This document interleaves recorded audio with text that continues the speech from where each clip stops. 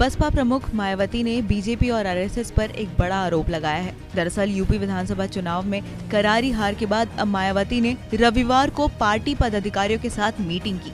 Meeting के बाद मायावती ने ट्विटर पर एक प्रेस नोट शेयर किया, जिसमें उन्होंने बीजेपी और आरएसएस पर झूठा प्रचार करने को लेकर आरोप लगाया।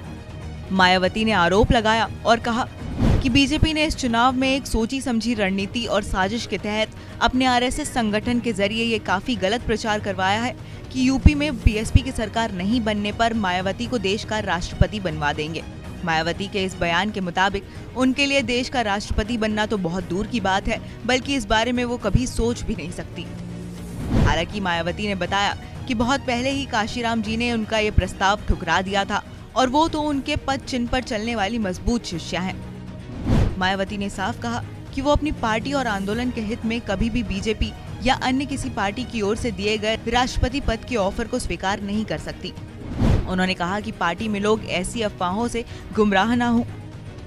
मायावती का ये बयान ऐसे समय पे आया है जब राष्ट्रपति चुनाव को लेकर चर्चाएं चल रही हैं, क्योंकि 5 राज्यों में विधानसभा चुनाव के बाद इसी साल देश के राष्ट्रपति का चुनाव होना है।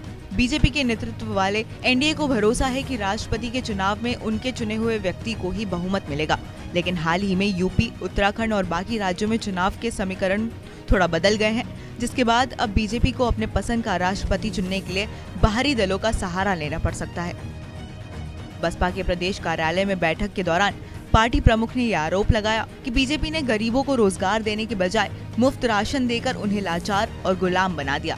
दलित समुदाय की अन्य जातियों को भी इन पार्टियों के हिंदुत्व से बाहर लाकर बसपा के साथ जोड़ना है। उन्होंने सपा पर निशाना साधते हुए कहा कि कई पार्टियों के साथ गठबंधन के बावजूद वे सत्ता से दूर हैं। सपा यहां अभी तक सत्ता में नहीं आ सकती है और न ही बीजेपी को सत्ता में आने से रोक सकती है।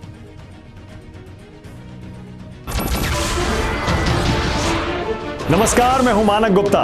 अगर आपको हमारा ये वीडियो पसंद आया हो तो इसे लाइक और शेयर जरूर करें और हाँ, हमें सब्सक्राइब और फॉलो करना ना भूलें ताकि आप देश और दुनिया की कोई खबर मिस ना करें।